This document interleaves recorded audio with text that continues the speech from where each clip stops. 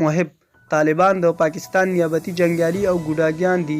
د افغانستان د ملي امنیت شورا سلاکار حمدالله محب په خپلو تازه څرګندونو کې ویلي دي چې طالبان د پاکستان نیابتي جنګیالي او ګوډاګیان دي، خو په وینا یې افغانان به هیڅکله د پاکستان غلامي ونه مني.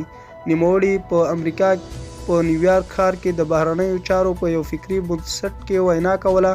ویل که افغانانو د شوروي اتحاد غلامي ونه منله نو د هغه هیواد غلامي خو هیڅکله هم نشي منلی چې خپلو خلکو ته ډوډۍ هم نشي ورکولی. هغه همداراز د امریکا د ولسمشر له لوري د طالبانو سره د مذاکراتو د لغوه کولو هرکلی کړی او ویلي دي چې طالبان له هیڅ چا سره د سولې لپاره نه دي چمتو.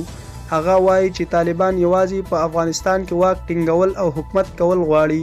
هغوی د خپلې فتحې د تقریرونو په چمتو کولو بوخت دي. حمدالله محب وایي که د سولې هوکړه لاسلیک شوی وی نو د افغانستان به لوی لاس د طالبانو ته تسلیم کړی شوی وی او دا خبره به هم افغانانو او نه امریکایانو هیڅ کله هم نه وی منلې.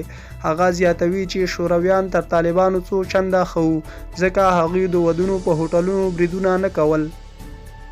هغه وایي چې شوروي خو دلته زموږ بنسټونه جوړول خو دوی هر څه له منځه وړي او هیڅ هم نه پرېږدي. هغه وایي چې طالبان په فکري، سیاسي او جنګي لحاظ له منځه تللي دي.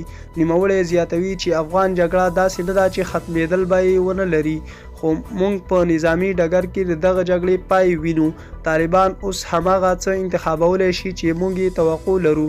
دا په داسې حال کې ده چې تر دې مخکې حمدالله محب په امریکا کې د سولې په خبرو او زلمي خلیلزاد باندې سختې نیوکې کړې وې چې له هغې وروسته د افغان دولت او امریکا ترمنځ هم اړیکې هم سړې شوې وې.